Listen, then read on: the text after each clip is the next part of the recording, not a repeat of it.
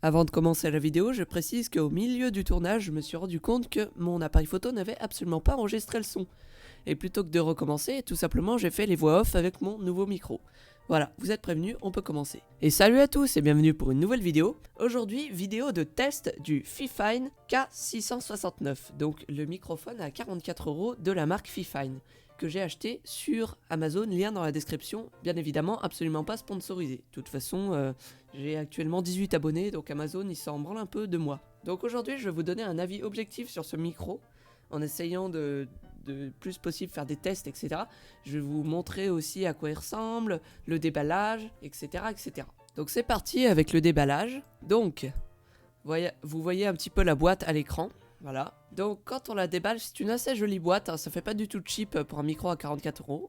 On la déballe déjà, on a un joli manuel. Voilà, donc qui est assez de bonne facture pour un micro, ça fait un petit peu truc chinois, un petit peu de bas de gamme quand on regarde comme ça, mais en fait pas du tout.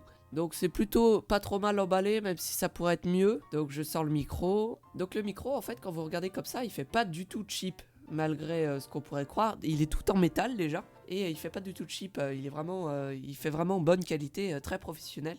Voilà, même si c'est un micro USB, à prendre en compte que regardez bien.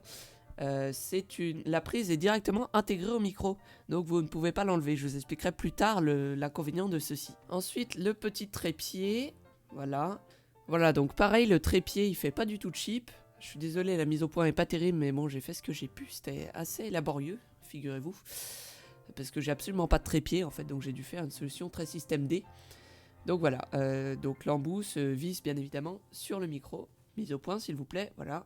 Et donc hop là, on le visse comme ça, on visse, et voilà, c'est vissé. Et donc voilà une image du micro totalement monté. Très important à prendre en compte aussi, c'est que c'est un micro unidirectionnel, c'est-à-dire qu'il ne capte que en face de lui, c'est-à-dire du côté du bouton volume, parce que c'est un micro à membrane, donc qui ne va que dans une seule direction. Donc pour faire un petit test, vous voyez donc que là, je suis totalement de face. Dès que je tourne le micro, je parle, voilà, je tourne le micro petit à petit, et là, donc on ne m'entend presque plus. Là, je suis derrière, on m'entend très très bas, parce que en fait, tout simplement, si on était dans une pièce sans écho, on ne m'entendrait pas. Mais là, vu qu'il y a les murs qui font un peu d'écho, on m'entend quand même un petit. Donc voilà, vous voyez, très attention au fait que ce soit un micro unidirectionnel. Ici, nous pouvons faire la comparaison avec un micro casque acheté chez Super U. Voilà, c'est triste, mais bon, c'est comme ça. Donc vous voyez que le son est très très bas. Même si je l'amplifie un petit peu avec Audacity, ça va être très moche vite, vous allez voir. Donc voilà, ça vous donne une bonne petite comparaison. Ici, on a une webcam Logitech qui capte super bien le son, mais qui capte aussi super bien le bruit de fond. Voilà, c'est magique. Et en plus, qui sature beaucoup trop. Vous êtes heureux? Moi aussi. Voilà, ça vous fait une autre petite comparaison en plus. Et donc là, vous entendez le micro Fifine à 44 € donc, sachant que le bouton volume est presque au minimum. Donc pareil, toujours dans la même situation, hein, je suis à une quinzaine de centimètres du micro, et il y a mon PC qui fait un max de bruit à côté.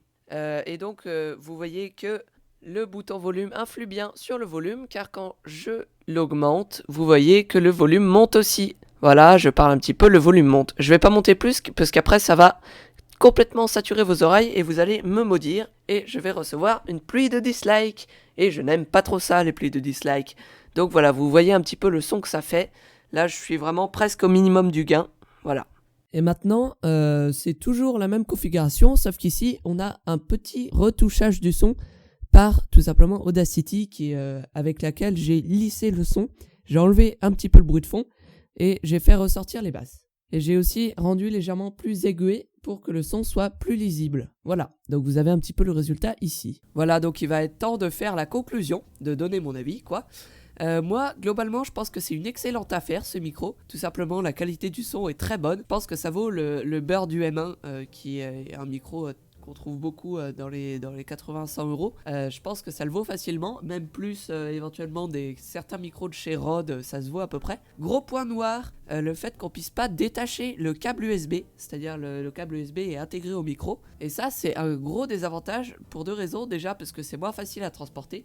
Je suis désolé si je parle un peu du nez, je suis encore enrhumé. Mais c'est un désavantage aussi, puisque du coup, si vous endommagez le câble, eh ben, vous devez racheter un micro. Sauf si vous êtes assez bon en soudure, vous pouvez le ressouder vous-même. Mais sinon, vous devez racheter un micro, ce qui est très embêtant. Donc voilà, ma conclusion est celle-ci.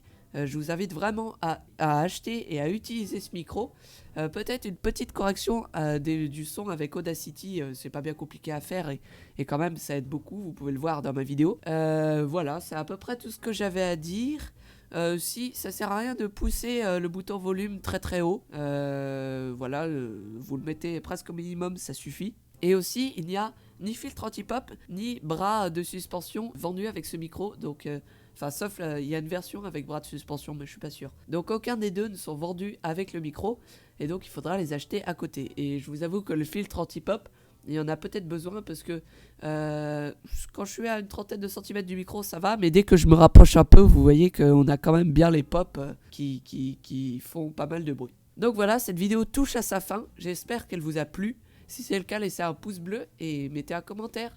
Et si c'est pas le cas, vous pouvez mettre un pouce rouge, mais mettez un commentaire s'il vous plaît pour m'expliquer pourquoi c'était pas bien et comment je peux améliorer.